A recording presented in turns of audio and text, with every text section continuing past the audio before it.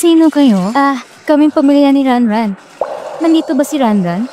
Tayo yung pamilya ni Ranran na nagkakaroon ng chismis online? Anong kailangan nyo rito? Kasi namin kausapin si Ranran. Oy! Ranran! Umalis ka! Hoy! Tumigil kayo! Ranran! Ay nako, buti lang at ayos ka. Nabawasan na rin pag-alala ko. Ako at ng tito mo ay nadala lang. Parang naula pa ng utak namin. Yung mga tao na yon, nang bastos kang online, diba? Sa dami ng taon, itinuring ka naman naming totoong anak na babae. Siya, patawarin mo na kami. Nang bastos lang ba? Alam niyo ba, sinundan nila ko sa kalsada at tinawag kong kabit. Binugbog pa ako. Kung hindi dahil kay Mr. Lu, baka ngayon, hindi niya na ako magkikita. Huwag yan sabi anak niyo ako. Sa lahat ng taon na yon, anong klaseng buhay ay pinapadawa niyo sa akin? Ay nako, kasalanan yun ng ibang tao. Anong kinalaman namin doon? Oo nga naman. Tingin ko naman okay ka na ngayon. Kalimutan na natin nakaraan. Hindi ba't mas marami ka lang namang ginawa sa bahay? Pamilya pa rin tayo. Bakit kailangan pang palakihin? Kausapin mo na lang yung boss mo at huwag niyo nang ipasara tindahan namin, ha? Umalis na kayo. Hindi ko na kayo mapapatawad. At hindi ko na rin kakausapin si Mr. Luke para sa inyo. Simula ngayon, tayo wala ng anumang ugnayan. Ikaw talagang bata ka. Pinalaki ka namin ng maraming taon. Tapos puputulin mo agad?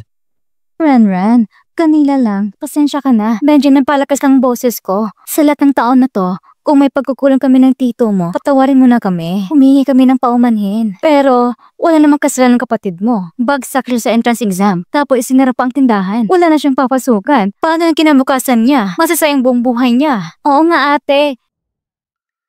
Hindi mo ko pwedeng talikuran.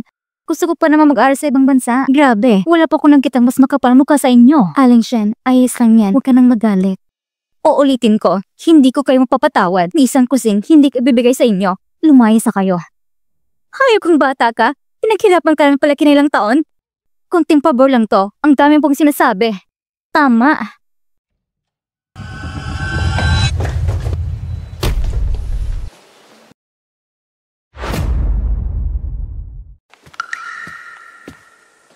Mukhang hindi pa sapat ang parusa na pagsara ng tindahan ninyo para matuto kayo. May lakas pa kayong loob na manggulo dito sa bahay.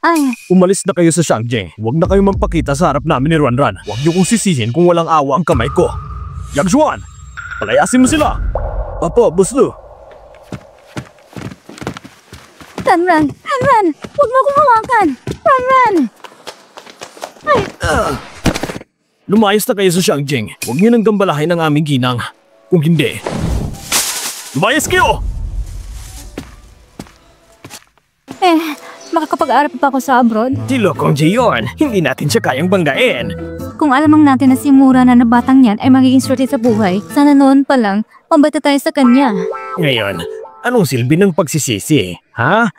Umalis na lang tayo. Aray ko.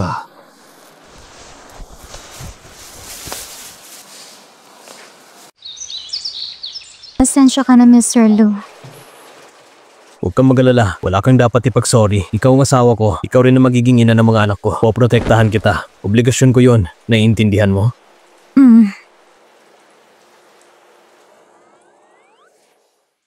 Inaantok ka? Oo, antok ng baby natin. Tara na't matulog sa taas.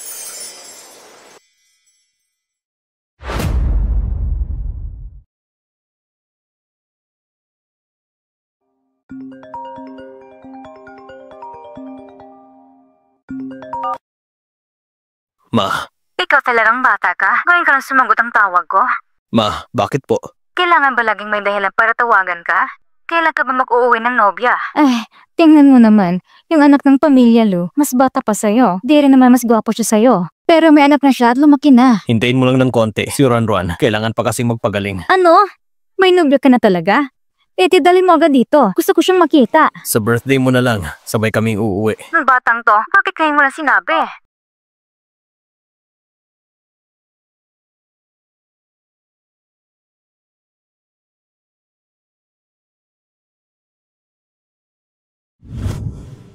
Itong batang to.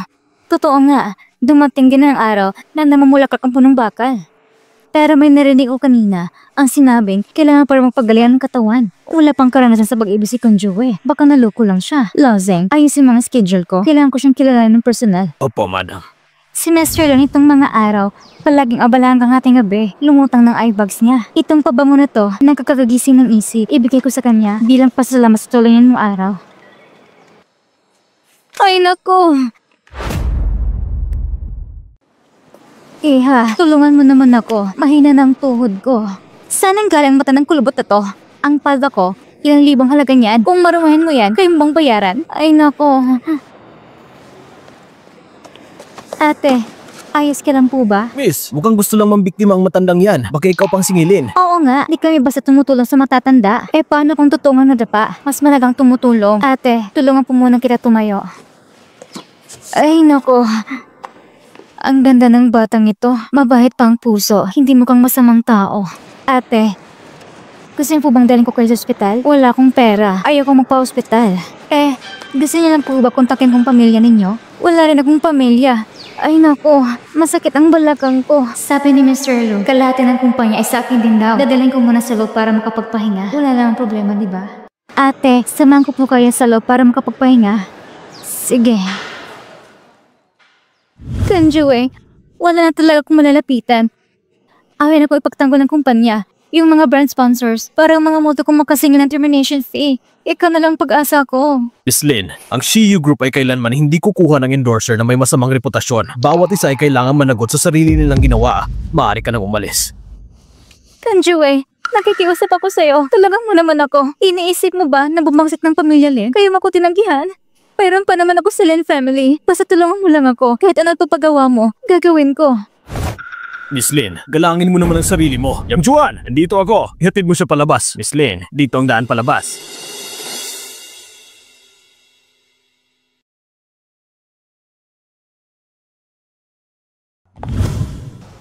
Sino ka ba? Ikaw ba marang tumingin sa pinadaanan mo? Miss Lynn, bakit nandito ka? Bakit siya na naman? Kung hindi dahil sa kanya, hindi sana ako mapapahamak ng ganito. Kaawa-awa. Nandito ako para kausapin si Con Joey syempre. Mismo. Ito ang Shenmue Group. Pinakamatang lugar sa buong Shenzhen at pinakakumikita negosyo rin. Tapos magdadala ka rito ng maruming mata ng babae? Ano bang ibig sabihin yan? Nadapa lang po siya sa labas. Wala na rin siyang pamilya. Kaya dinala ko siya sa loob para makapagpahinga sandali. Kapag ayos na siya, alis din kami. Hindi naman kami makakaabala sa trabaho ng iba. Sabi mong hindi abala? Ganun na nga. Wala na ibang sasabihin. Tingnan mo lang mga empleyado. Lahat sila abala sa pagtatrabaho. Tapos ikaw, dinala mo yan dito, isang marumi at dugyot na matanda? Paano masasabing hindi yan nakakaabala sa trabaho? Hindi ba tama ako? Oo nga. Sa labas ka magpahinga. Anong ginagawa mo dito sa kumpanya namin? Hindi ito part o hard din. Abala na nga kami sa trabaho. Lalo mo pa kaming ginigulo. Mga kabataan ngayon, bakit wala na kayong respeto? Respeto? Ang respeto ko, hindi para sa mga taong tulad niyong hamak lang sa tingin ko. Kung palagay ninyo, ang pasensya namin ay nakakaabala, ay magkusang loob kayong aalis. Umalis na kayo mismo. Tama. Ang dumi mo. Malay natin, baka masakit ka pa na nakakahawa. Umalis na kayo! Alis! Alis na.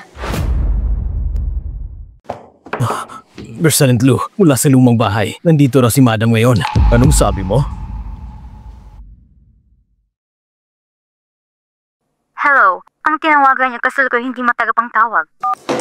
Pupunta si Ronron sa kumpanya ngayon. Sabi ni Aling Shen, siyang Madam umalis daw ngayong hapon para magdala ng regalo para sa'yo. President Lu, nag-aalala ka ba na masungitan siyang Madam? Alam mo naman ang ugali ng mama ko. Sigurado akong sinadya niyang puntahan si Ronron. Alamin niyo kung nasa na sila ngayon. Puntahan natin. Aba. Umalis na kayo. Paano niyo na nagagawang tratulan ng kanyang isang matanda? Tingnan natin kung sino magdatangang palayasin siya. Totoo nga mabatang batang ito. Napakahusay. Sino ka ba sa kumpanya namin? Kahit sinong pusa at aso na namang nakakapasok? Parang pamilyar siya. Naaalala ko na. Siya yung babae na sumikat sa internet dahil sa iskandalo. Yung walang utang na loob na kabit. Ano raw? Hindi ako kabit. Lahat ng balitang yan ay kasinungalingan. Kasinungalingan daw? Sinong maniniwala dyan? Diba yun nasa video, mga kabak-anak mo rin yun? Kung ganun, bakit kanila siraan? Abay malinaw. Ikaw sumira sa relasyon ni boss at ni Miss Ling. Walang hiya ka. May gana ka pang magpunta dito sa kumpanya? May kasama pang matanda? Ano to? Gusto mong panggap na mabait sa harap ng boss natin? Kabit? Ano bang nangyayari dito? Kayo, pinaparatangan niyo ako ng walang basihan. Isusumbong ko kayo.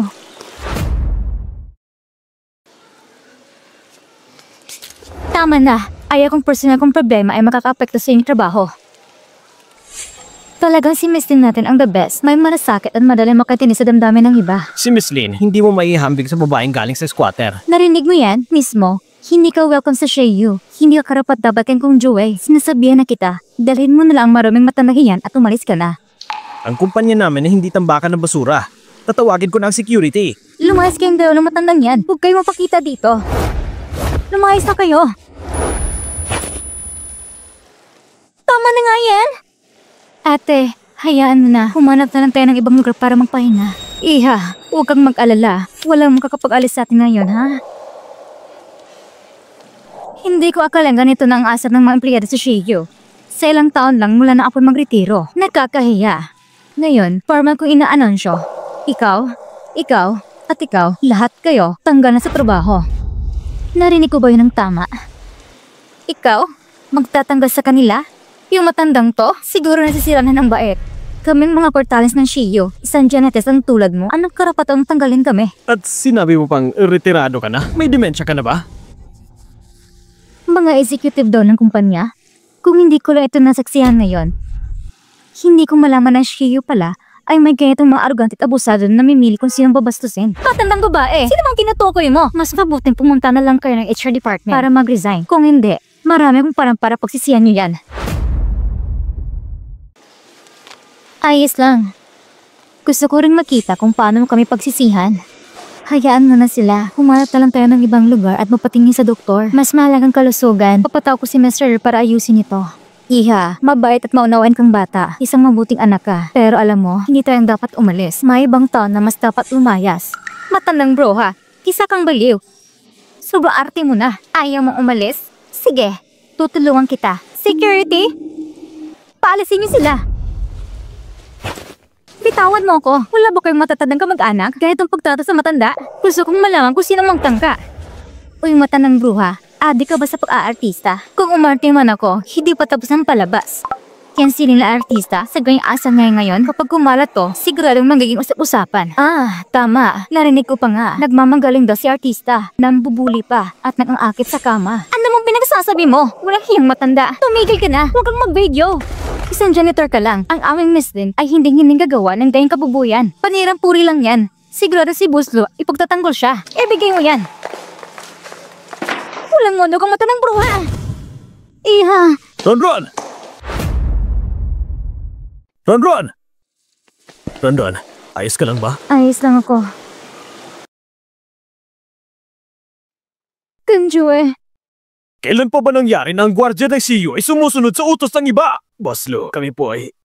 Kung ganyan kayo kasunurin sa kanya, pagbibigyan ko kayo, pumunta agad sa HR department at mag-resign. Ang sweldo ninyo, hayaan yung siya ang magbigay! Boss Lu, patawad po. Layas! Miss Lin, ipaliwanag mo sa anong kalidad ka ba ng babasto sa kumpanya ko dito sa CEO? Itong babaeng to, ewan ko gusto nagapot na isang mabang tagalinis. At pilit ng dila dito sa kumpanya at gusto pa rin sa opisina ng CEO. Sobrang napiktuhan ang trabaho ng lahat. At si Miss Lin, dapat lang talaga tawagan niyang security para palayasin sila. Tama, President Lu. Ang dumi-dumi ng matandang yan. Paano kung may sakit siya at mahawa pa kami? Wala siyang sakit. Kaya lang kayo mapanghusga dahil isa siyang tagalinis. Kaya pinapalayas niyo siya? Kanjue, hindi ganon. Lahat naman yung kakakita nang wala kaming ginagawang mali o minamait siya. Aba, nagmamalinis pa. Binabaliktad pang sitwasyon. Yang mga ganyan na palusot, marami na akong nakita niyan. May ebidensya ako. Ang respeto ko, hindi para sa mga gaya mong mababang tingin sa iba. Ang dumi-dumi mo pa. Baka nga, masakit kang nakakahawa. Ang kumpanyang to, hindi tambakan ng basura. Kung ayaw mong umalis, ipapatawag ko ang security. May ebidensya na! Ano pang malusutin nyo? Lahat ng nabanggit sa recording, tanggal agad sa lahat ng kumpanya na pagmamayari ng grupo habang buhay nang hindi kayo tatanggapin. Ginawalan namin yan para sa imahe ng kumpanya. Ang layunin lang namin ay para sa ikabubuti ng kumpanya. Pakiusap, bigyan niyo po kami ng isang pagkakataon. Ayoko nang ulitin pa. Kaya kung ako sa inyo, mag-resign na kayo sa HR department. O kuya naman, ipalabas kong terminated na kayo sa buong grupo. Piliin nyo. May isang bagay din na tama ang sinabi ni Miss Lin. Hindi kung sino-sino lang ang pwedeng pumasok dito sa CEO Group. Kung sino man na magpapapasok ulit kay Miss Lin, tanggal na agad! Ronron, Aling, tara na po.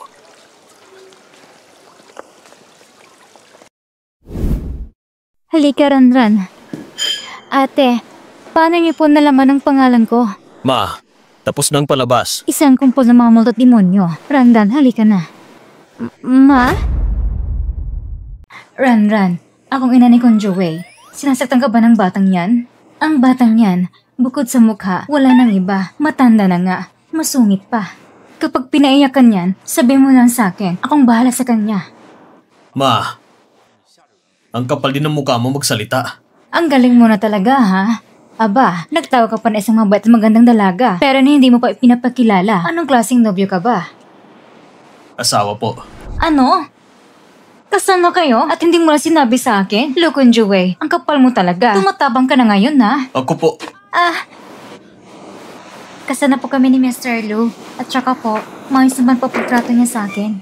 Ay nako, kasal na pala kayo. Huwag mo na pong tawagin tita. Mama na dapat. Ma. Ay nako, ang bait mo talaga, Ranran. Halika, itong regalo ni Mama sa unang pagkakita natin. Tanggapin mo, ang ganda naman ng batang ito. Kaya gusto talaga kita. Nako, masyadong mamahalin po ito. Hindi ko po matatanggap. Sabi ko, tanggapin mo. Kaya tanggapin mo. Dahil sa pamilya Lu, karapat dapat tayo sa magaganda. Sumunod ka, ha? Tanggapin mo na. Nagustuhan ka ni Mama eh. Ranran, anong nangyari? Ranran, hindi kaya? Buntis ka? Uminom ka muna ng tubig. Ay, Diyos ko. Magkakaapo na ako. Tingnan ko lang yung mga chismosa. Sino pang tatawa sa akin ngayon? Nako, ang dumi ko ngayon. Bilisan mo dalhin si Ranran sa lunch para makapagpahinga. Ang dami niya yung pinagdaanan. Pati ang bata napagod na rin. Sige na, sige na. Ay, nako. Sabihin mo, ano nangyari? Sa tingin ko si Ranan bata pa naman, di ba? Pero bakit bagong kasal pa? Tapos buntis na?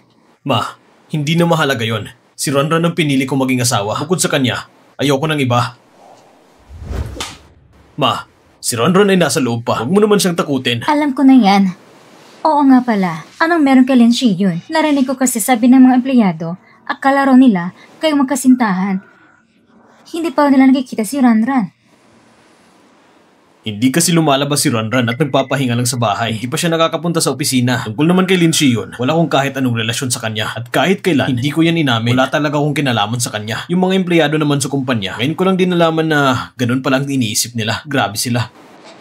Sa tingin ko, si Linshi yun, may hindi magandang intensyon. Sigurado kung siya nagpakalat ng maling akala. Ayusin mo yan, ha? Huwag mo ngayong masaktan si Ranran.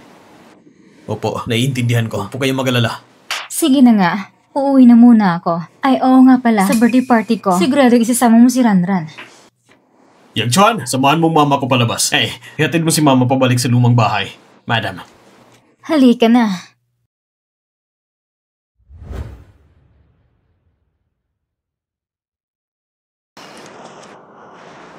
Look, Jay. Kahit na matandang babae na pinulan niya sa kalye, maalalahanin ka sa kanya. Pero sa akin, ayaw mong tumulong. Ikaw nagtulak sa akin. Miss Lynn, ilang araw lang nakaraan, ang suplada mo pa sa akin. Ngayon, sobrang lapit mo na. Anong sinasabi niyo, Mr. Wang? Noon, medyo wala akong sa sarili. Ngayon talaga, nandito ko para humingi ng tawad. Miss Lynn, hindi sa ayaw kitang tulungan. Sa mga nakaraang taon, hindi na nagpapakita si Madam Lu. Wala pang nakakakita sa kanya. At saka, alam mo rin naman kung gaano katuso si Mr. Lu. Kapag napikon mo siya, hindi mo kayang akuin ang kabayaran. Mr. Wang, alam niyo naman kung ano ang mga sinasabi tungkol sa akin online. Bukod sa inyo, wala na akong ibang pwedeng masandalan. Mr. Wang, huwag kayong mag-alala. Basta may sama niyo lang ako sa birthday party ni Madam Lu, ako nang bala sa lahat. Pangako, hindi kita madadamay. Ayos! Ayos! Ranran, kung hindi dahil sa'yo, hindi ako mapapahiya ng ganito. Ipaparamdam ko kung anong ganti ang karapat-dapat sa'yo.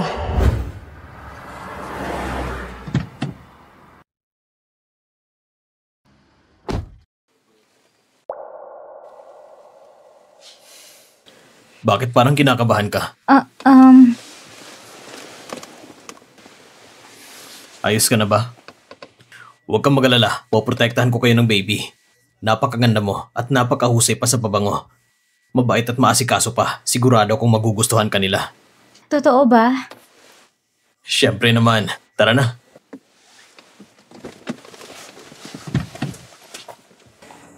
Kunjuwei, papasukin mo muna si Ranan kasama ko. Salubungin mo muna ang mga tiyuhin mo. Baka makalimot ka sa asal. Ano ba, bata ka? Hindi ka ba mapakali na kasama siya sa akin? Hindi naman sa ganon. Mauna na kayo sa loob. Sige. Hindi ba si Miss Mo ito? Bakit may kasama kang maba at maraming janitress? Miss Mo, alam kong galing ka sa maliit na pamilya, na-ko ka sa karanasan. Pero alam mo siguro na maraming katulong ang pamilya Lu. Hindi mo na kailangan pang magsama ng sarili mong janitress. Nakakatawa naman. Ang ganyang tao, anong ginagawa sa birthday ni Madam Lu? Baka naman, nandito lang para mauwi ng pagkain. Kaya pala paglapit niya, naamoy ko agad masingsang na amoy. Amoy panis na prutas. Mukhang dukha talaga. Kahit pa magsuot ng ginto, hindi matatakpan ang kahirapan sa itsura niya. Tama na nga kayo. Hindi siya janitress. Mismo, mas mabuting siguro tanggapin mo ng katotohanan. Ikaw, pati yung matandang babae sa tabi mo. Wala kayong karapatan nandito. Kung marunong ka, umalis na kayo agad. Si Lynn, ang sikat na artista, binabayaran ng danyos. Kung tama ang alaala ko, sa okasyong ito, wala kayong imbitasyon, di ba? Tumahimik ka! Ano bang alam mo, janitress? Isa akong anak ng pamilya Lynn. Kung hindi ako iimbitahin ni Madam Lu, mas lalo kayo hindi karapat dapat dito. Anak ng Lynn talaga, ang nanalait sa iba, malalait din. Sa nakikita ko ngayon, ang pamilya Lynn ay bagsak na at umaasa sa pagbebenta ng sariling kabataan. Hindi na nakakagulat yon. Ikaw matandang bruha! Alam mo kung ano sinasabi mo? Teka, yung matandang yan, parang may dating nga, mukhang pakitang tao lang. Isa lang siyang janitress, ano ka ba? Sino ka ba at nangas ka sa birthday ni Madam Lu at nagyabang ka pa ng ganyan? Mr. Wang, yung janitress na yan, binastos ako. Maaari ko bang malaman kung sino kayo at anong karapatan nyo na laitin ang kasama ko? Isang panauhin ni Madam Lu? Ang estado ko, hindi mo na dapat alamin yun. Ako'y wala namang iba, kundi ang chairman lang naman ng Wang Corporation ng Shangyang. Hindi pa ba sapat sa'yo yon? Ang Wang Group sa Shangyang? Yung kumpanyang halos mabangkarote nitong unang kalahati ng taon na kinakilang ibentang anak ng babae para mailigtas ng negosyo? Kung ganon, hindi ka nga karapat dapat. Ikaw! May dilusyon ka pa rin ba? Hindi ka pa gumagaling? Puro yabang. Baka matapil ka sa sarili mong dila. Isa ka lang namang tagalinis ng kasal sa lansangan. At may lakas ka ng pag-usapan si Chairman Wang? Ang taong tulad ni Chairman Wang, kayang durugin ka. Na parang langgam lang. Ganun ba? Tingnan natin kung paano ako dudurugin ni Chairman Wang. Miss Lynn, huwag kang ganyan. Siya ay si Moranran. Tumahimik ka. Wala kang karapatang magsalita. Isa ka lang laro ng lalaki na pansamantalang kinagigiliwan. Laruan? Siyempre, ang pamilya Lu ang pinakamakapangyarihan sa Shangyang at sa buong China. Napaka-impluensya nila. Palagay mo ba matatanggap siya ng isang babaeng walang angkan? Walang kakayahan at mukhang taga-probinsya? Gagawing may bahay? Matututo ako sa hinaharap. Ako'y magsisikap at magiging mas maayos. Mabuti, si Ranan ay matalino. Mas matututo pa siya kaysa sa iba. Ang jologs talaga. Matuto raw. May mga bagay na hindi natutunan. Tulad ng dugo, ang dugong tulad sa inyo, ganyang uri ng lahi. Hindi karapat dapat sa pamilya Lu sa kahit sinong narito, hindi kay kauri namin. Tama na! Ang kabait at kasipagan ni Ranran ay mas malaga kaysa sa lang pinagmamalaki mo. Tumabi ka! Dadaan kami ni Ranran. Papasok kayo? Tumingin ka nga kung sino ka ba talaga? Malakas ng lugang pumasok dito? Mababa pa rin ang antas mo, tapos nang mamagaling ka pa? Hindi mo talaga ng pwesto mo. Pasensya na po sa abala mga tiyuhin. Ano ka ba naman pamangkin? Ang nanay mo matagal lang hindi lumalabas. Kaming matatanda. Masayang masaya kami na magkasama siyang muli. Tama! Na mahigit 10 taon na pala. Ayos lang ba ang kalagayan ng nanay mo? Mabuti po ang lahat kay mama. Tayo na po.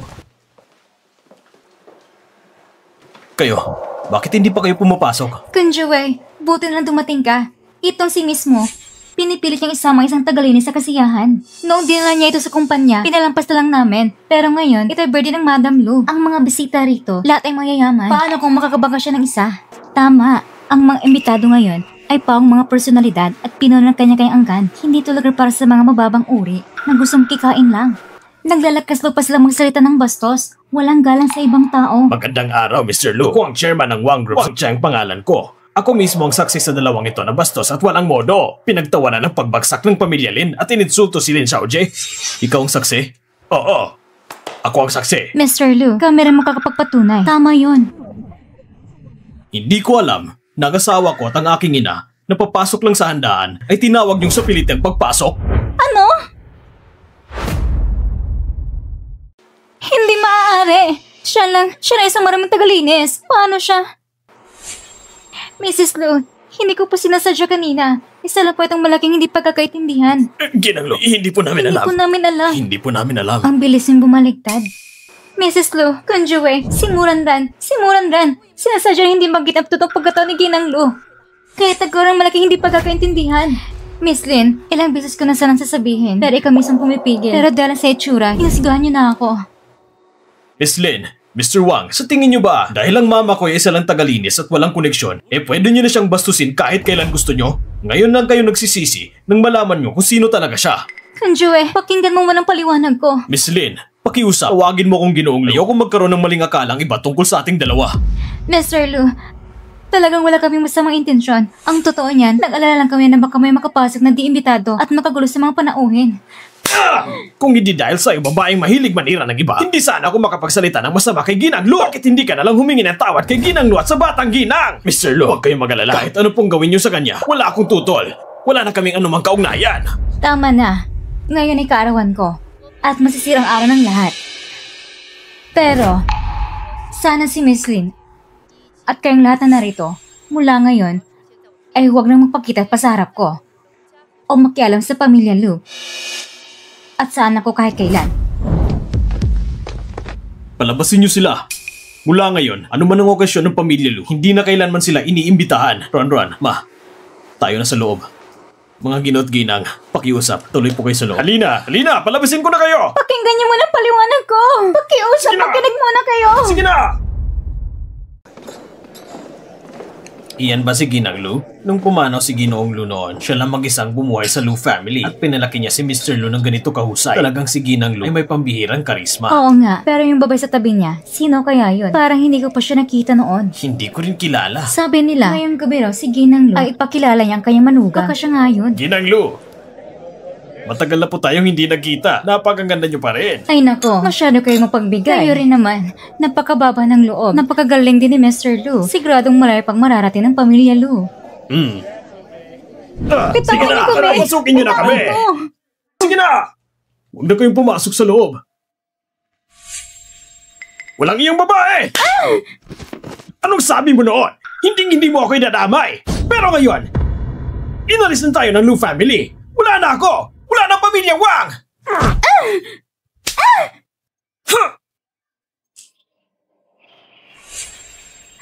Murandan, wala kang kwenta. Dapat ka lang mamatay! Narinig ko ngayong gabi, si Ginang Lu ay mag-aanan siya sa salo-salo. Papakilala niya magiging manugang niya sa inaharap. Oo nga. Tara, pumasok na tayo. Murandan, pinahamak mo ko ng ganito. Tapos gusto mo pang maging ginang ng Lu family? Hindi ko hayang mangyari yan. Ang aming pamilyang Queen ng Shenghe ay nag-aalay ng isang sining ni Tang Ye. Ang pamilyang siya ng Yunzu ay nag-aalay ng 1,000 taong gulo na pulang ginseng. Ang pamilyang Qin ng Jiangsu ay nag-aalay ng isang pares ng napakabihirang jade bangles. Binabati ko kayo, Ginang Lu.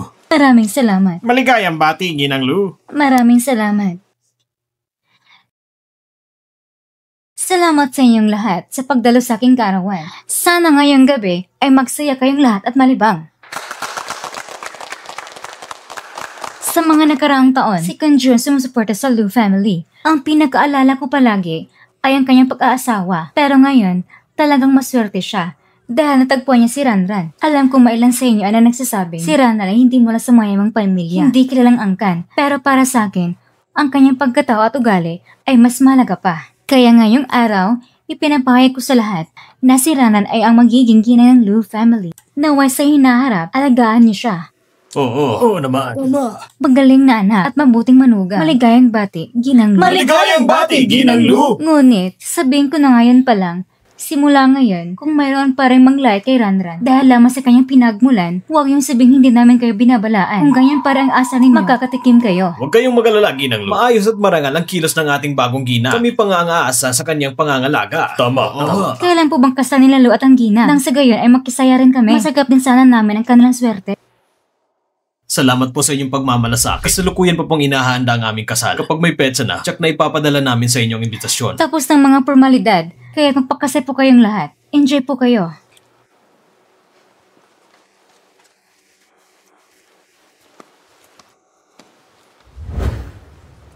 Mr. Lu, Totoo ba? Magpapakasalan talaga tayo? Oo. Maya-maya lang ay lilitaw na ang tiyan mo. Kapag doon pa tayo magpakasal, masyado ka nang mahihirapan. At higit sa lahat, gusto ko agad na malaman ng lahat na ikaw ay asawa ni Lu Conchi. Mr. Lu.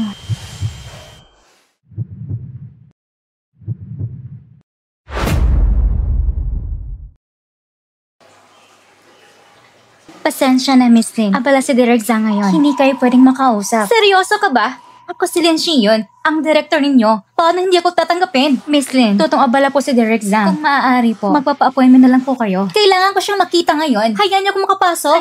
Teka, Miss Lin, ang lugar pong ito ay opisina ng kumpanya. Hindi po pwedeng basta pumasok. Baka mawalan po ako ng trabaho. Mawalan ka ng trabaho? Anong pakialam ko? Tumabi ka dyan! Miss Lin, security! Security! Miss Lin, si Derek Zhang ay talagang walang oras para makipagkita sa'yo. Wala kaming magagawa kundi humingi ng paumanhin. Ikaw?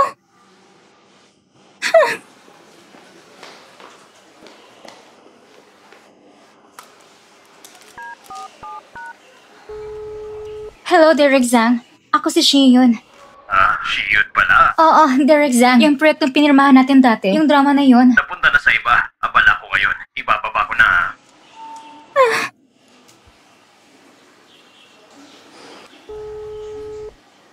Direction. Ako si Lin Xiyon. Ako...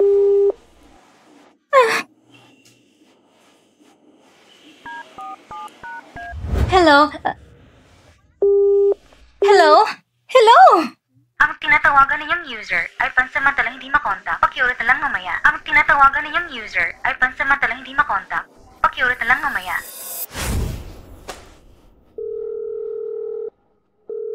Lin Xiyon, may mukha ka pa talagang tumawag sa akin. 6 na buwan na nakaraan ang ibinenta kong sarili kong anak na babae para lang mailigtas ang kumpanya. Ngayon dahil sa'yo, tuluyan ang bumagsak ang Wang Corporation. Wala ng pero. Simula ngayon, huwag ka na magpakita sa harap ko. Hello?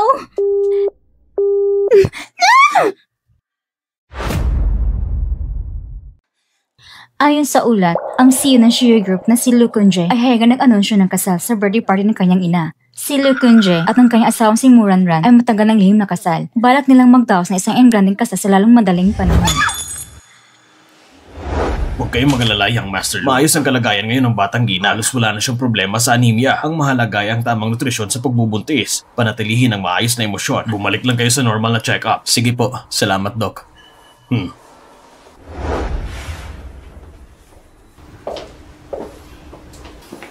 Ang galing, Mr. Lu. Sabi ng doktor, walang problema si baby. Oo nga, pero kailangan pa rin ng sapat na nutrisyon. Uwi na tayo. Paghahandaan ka ni Aling Sheng ng masarap na pagkain. Ay, Mr. Lu.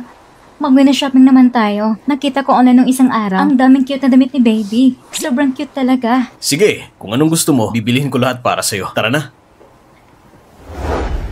Mr. Lu, ang tamis ng cotton candy. Talaga? Hindi kasing tamis mo. Uy, nasa labas pa tayo.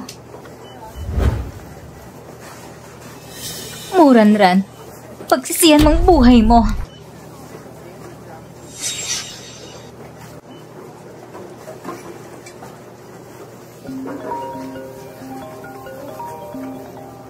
Ranran, sasagutin ko lang ang tawag. Hintayin mo ako dito.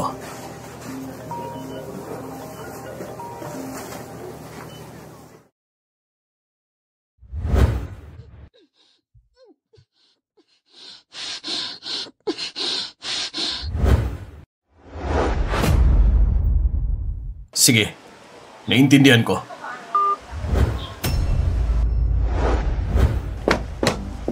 Ranran! Ranran! Hello, ang tinatawagan niyong numero ay naka-off. Ate, may nakita ka ba kanina na isang babae na may tangkad na 5'5"? Isang babae na medyo bilog ang muka? Wala. Hi! Hello, may nakita ba kayong babae na may tangkad na 5'5"? Tapos medyo bilog ang muka at may kalakihan ng mata? Wala po. Salamat.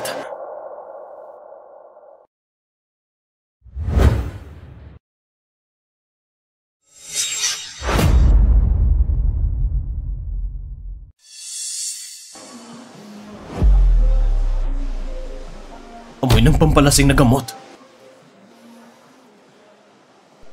Yang Xuan, dalhin mo agad ang mga tao dito. May nangyari kay Ranran.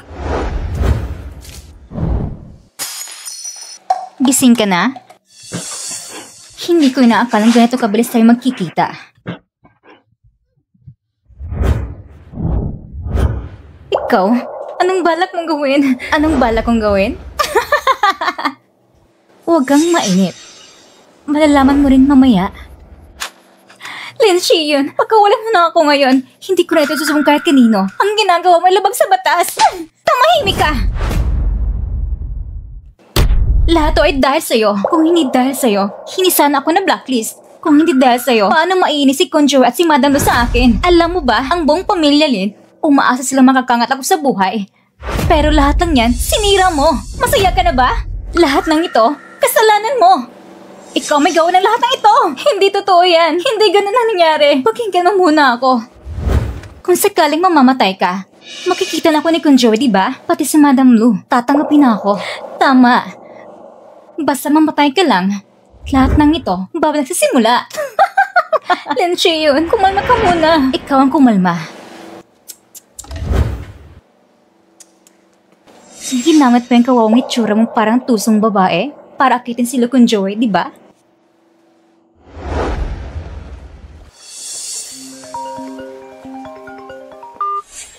Hello? Mr. Lu, nalaman na po namin. Si Lin Shion po. Lin Shion? Ilang beses niya nang sinaktan si Ranran. Dahil sa pakiusap ng pamilyang Lin, pinabot ko ang pasensya ko sa kanya. Pero ngayon, nangas pa siyang galawin si Ranran. Ngayon, hindi na niya ito malalampasan. Mr. Lu, ang batang ginang ay nasa isang abandonadong bodega. Ang tauhan natin ay papunta na doon. Sige, hintayin niyo ako. Paparating na ako. Muranran, paano kung magandang mukha mong yan ay magasgas ko? Sa tingin mo, pakakasalan ka pa rin ni Kun Joey? Ha?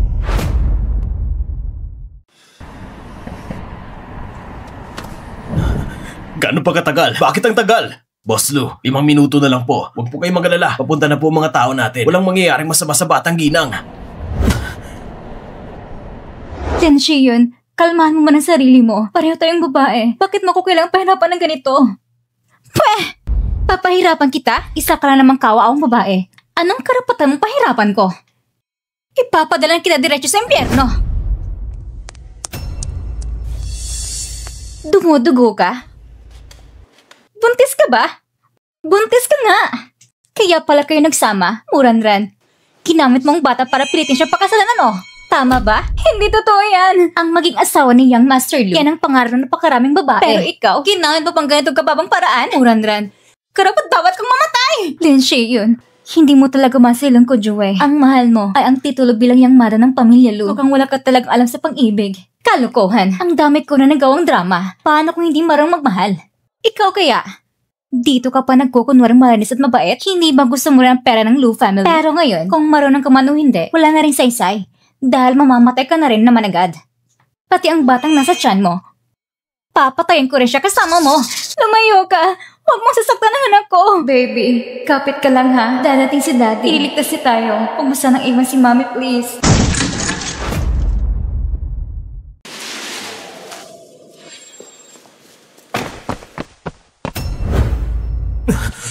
Lin Shion, gusto mo bang mamatay? Asawa ko, tumigil ka dyan. Huwag kang gagalaw! Kun Joey, ngayon, wala na akong natitirang kahit ano pa. Kapag naiinip ang pamilya Lu, mawawala rin ang tuluyan ng pamilya Lin. Ano pa ba ikakatakot ko? Ngayong araw, papatayin ko si Muranran at ang anak na nasa sinapupunan niya. Silang ay isasama ko sa libingan. Lin Shion, kumalma ka. Huwag kang padalos-dalos. Sabihin mo lang kung anong gusto mo. Gagawin namin lahat para maibigay sa'yo. Talaga? Oo. Pakasalan ako nila Kun Joey.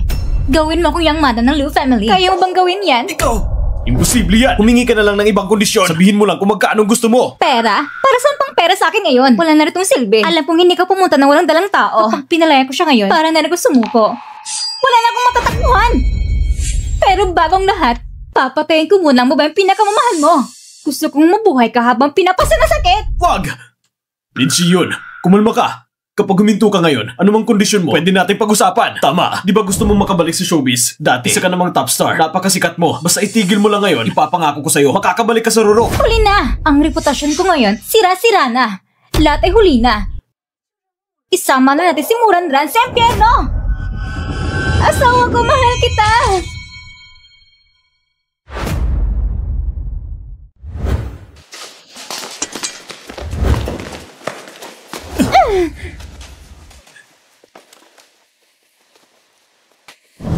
Ranran, ayos ka lang ba? Kumapit ka lang. Nandyan ang ambulansya. Asawa ko.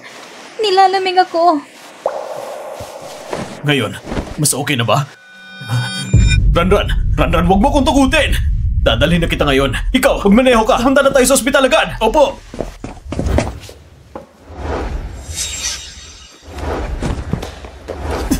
Mr. Lo!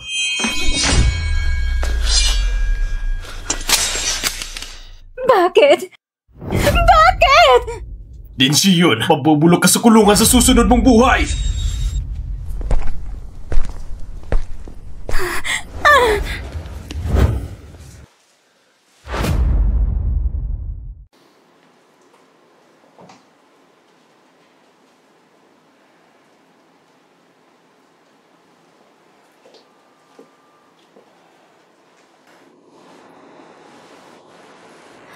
Huwag kang mag-alala. Ligtas na si Ranran. Natutulog lang siya ngayon. Paano naman si Lindsay yun? Naibigay na siya sa mga pulis, kasamang lahat ng ebidensya sa kasang kidnapping at hanggang pagpatay. Nasa 20 taon ng hatol. Pagkatapos ng hatol, ipapapetisyon ko agad sa korte na gawing public record ito. Magkakaasa ka.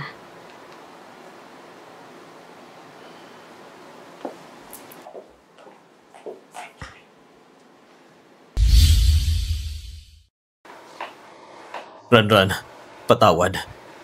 Hindi kita na ipagtanggol ng maayos. Asawa ko? Ranran, gising ka na? May masakit ba sa'yo? Gutom ka ba? Magpapadala ko ng pagkain dito. O kung may gusto kang kainin, ako na ang bibili. Asawa ko, ang dami-dami kong dugo na nawala. Yung tiyan ko. Yung bata. May sugat ka pa. Huwag kang gagalaw. Humiga ka muna. Kumusta ang anak natin? Huwag kang magalala. Nasa ospital na tayo ngayon. Sinigurado na ng doktor na na-check ka ng maayos. Ayos ka lang. Pati si baby ligtas din. Totoo ba? Pero nung oras na yon, ang dami kong dugo. Akala ko talaga, mawala na si baby sa akin. Siyempre totoo yun. Asawa ko, nasugatan ka rin. Ayos lang ako. Sobrang nag-alala lang si mama. Pinilit ako magpa-check up. Mamaya, aalisin na rin to. Huwag kang magalala. Asawa ko, inaantok na naman ako. Ikaw din kaya, magpahinga ka na rin. Ikaw talagang bata ka. Ayos lang talaga ako. Ranran, kailangan kitang hinga ng tawad. Matagal ko nang alam na si Lindsay yun ay may galit sa'yo. Pero hindi ko binigyan ng pansin. Asawa ko, hindi mo kasalanan yon. Sabi nga nila, araw-araw kang bantay sa magnanakaw. Pero hindi mo siya mapipigilan habang buhay. Kung gusto niya talaga kong saktan, makakahanap siya ng paraan. Ikaw talaga. Sige na, magpahinga ka na ng maayos. Sa loob ng ilang araw, uuwi na tayo sa bahay.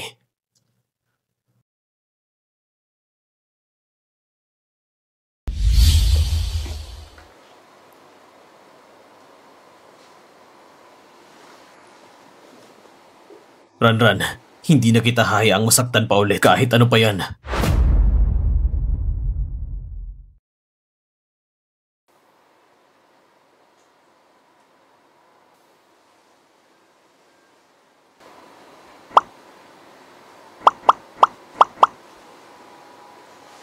Asawa ko, gising ka na. Ang kulit mo naman, tusok ka ng tusok sa akin. Paano ko makakatulog yan? Ayos ka na ba? Mas maigi na. Pakiramdam ko ngayon, parang wala na akong sakit. Pero Pero medyo nagugutom ako. Si baby siguro nagugutom. Mabuti, mamaya ipapacheck up ka ulit ng masinsinan ng doktor. Kapag wala ng problema, umuwi na tayo. Pag uwi natin, kung anong gusto mong kainin, ipagluluto ka ni Aling Shen. Ayos ba yun? Talaga? Oo naman. Mr. Lu, Mrs. Lu, huwag pa kayong mag-alala. Maayos na po ang kalagayan ng buntis. Na-trauma lang siya kanina kaya naapektuhan ng kondisyon ng sanggol. Magpapahinga lang po siya at kumain ng tama. At magiging maayos din po ang lahat. Ang galing asawa ko. Sabi ng doktor, ayos na si baby. Oo nga, ikaw naman. Ang tapang at ang tibay mo. Kaya Chuck, ang baby natin ay magmamana sa'yo.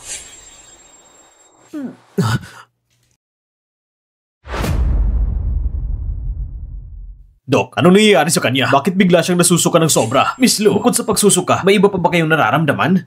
Maaring dahil sa trauma kanina na nakaka-epekto sa hormones levels niya kaya nagdudulot ng stress-induced pregnancy vomiting. Ganun po ba? May epekto po ba ito sa baby? Kailangan pa rin nating obserbahan ng ilang araw. Pero gaya ng sinabi ko kanina, kung magpapahinga ng tama at sa emosyon naman, huwag masyadong maapektuhan. Kung kalmado lang, walang magiging problema. Pero kung lalala ang sitwasyon, baka hindi rin maliligtas ang bata. Halika, Ranran. Uminom ka ng kaunting lugaw. Makakatulong yan sa pagsusuka.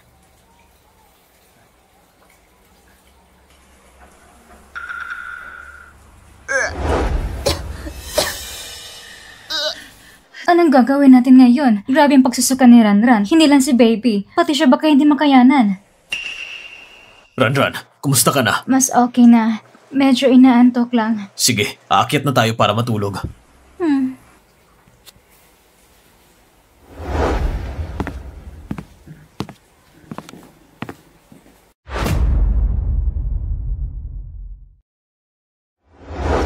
Bakit? Asawa ko, natatakot ako. Sa tingin mo, ang baby natin baka talaga hindi na mailigtas. Kasalanan ko lahat. Hindi ko sila naprotektahan. Ikaw talaga? Nakalimutan mo na ba kung paano mo ako inaliw noon?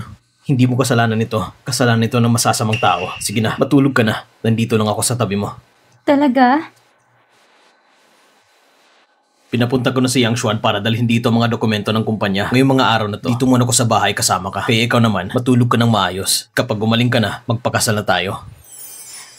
Asawa ko, sabi ni Mama na ang wedding gown ko raw ay ikaw mismo ng disenyo. Oo, kaya nga, kailangan mong maging masunurin. Para pag gumaling ka na, mas may pagdidiwang na natin ang kasal natin sa pinakamagandang paraan. Tama ba?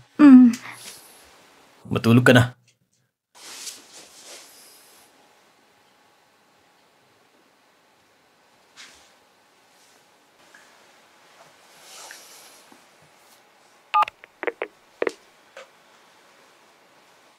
Kumusta na si Lin Xion? Mr. Lu, tungkol po sa kaso ni Miss Lin Shi, bukas na po ang paglilitis. Ang legal team ng kumpanya ay nagsasaliksik na pinakamababa ay habang buhay na pagkakulong. Pero kung gusto niyo mas mabigat na parusa, Hindi na kailangan. Ayoko mamatay siya ng ganun lang kadali. Sabihin mo sa abogado, gusto ko ng habang buhay na sentensya na hindi pwedeng bawasan. Bukod pa doon, ayusin mo na rin ang ilang espesyal na bilanggo na makakasama niya sa selda. Naintindihan mo? huwag kayong mag-alala, Mr. Lu.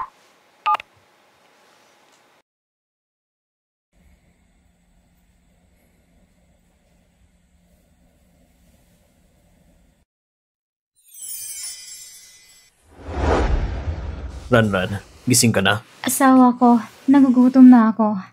Gutom? Anong gusto mong kainin? Gusto ko ng maanghang na cupcake.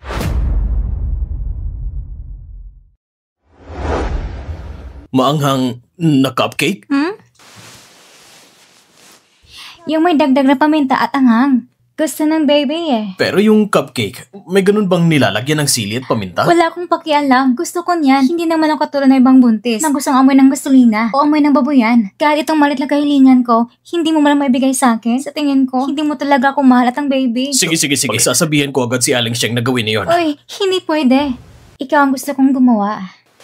Ako? Ako ang magbe-bake? At kailangan ba talagang maanghang pa?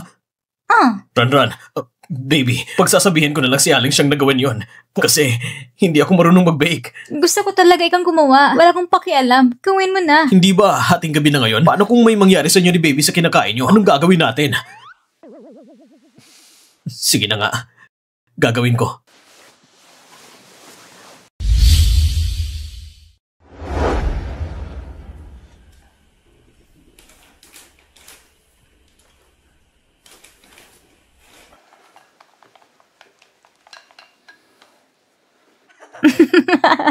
Ikaw, nakakatawa ka talaga. Wala ka talagang konsensya, malditang bata. Ikaw ang pinakamahusay. Ikaw ang pinakamamahal ko. Ayan, ganyan dapat.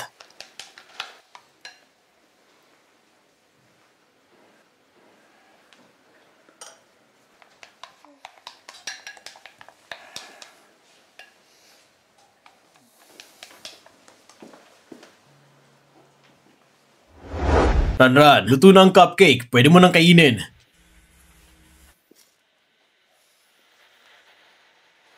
Ranran. Tulog ka na. Good night.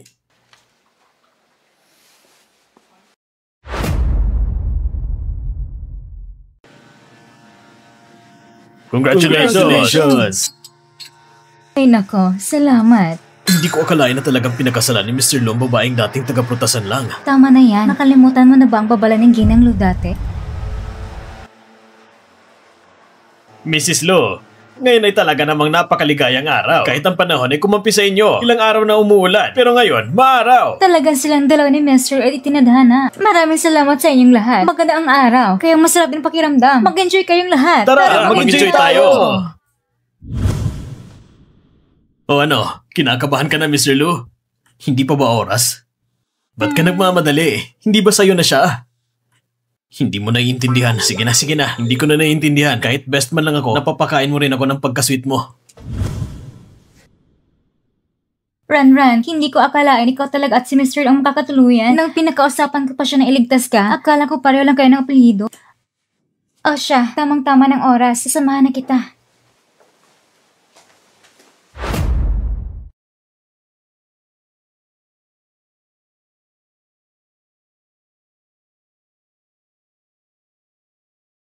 Mismo, handa ka na bang pakasalan si Mr. Lu? Sa hirap o ginhawa, sa sakit man o kalusugan, handa ka bang mahalin siya, alagaan siya, at hawakan ang kamay niya habang buhay? Opo, handa ako. Mr. Lu, handa ka na bang pakasalan si Miss Mo? Opo, handa ako. Mabuti. Ngayon, mga panauhin sa kasal, pagkasagot, handa na ba kayong lahat na maging saksi sa kanilang pag-iisang dibdib? Handa na kami! Ngayon, ay maaari nang magpalitan ng singsing ang magkasintahan.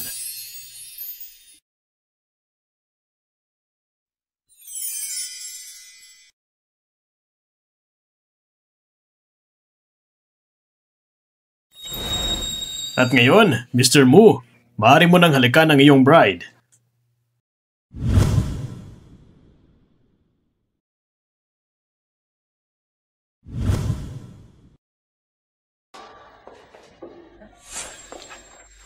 Doc, kumusta ang misis ko? Congratulations, Mr. Lu. Ligtas pong nanganak si misis. Kambal po sila.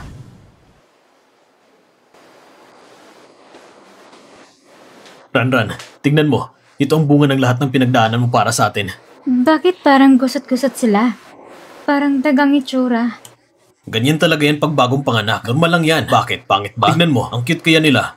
Yung pangalan nila. Gamitin natin yung napili mo dati. Yung lalaki, ang pangalan niya, Lu Qianqian. At yung babae ay Lucian. Sana mga bata ay palaging ligtas at payapa.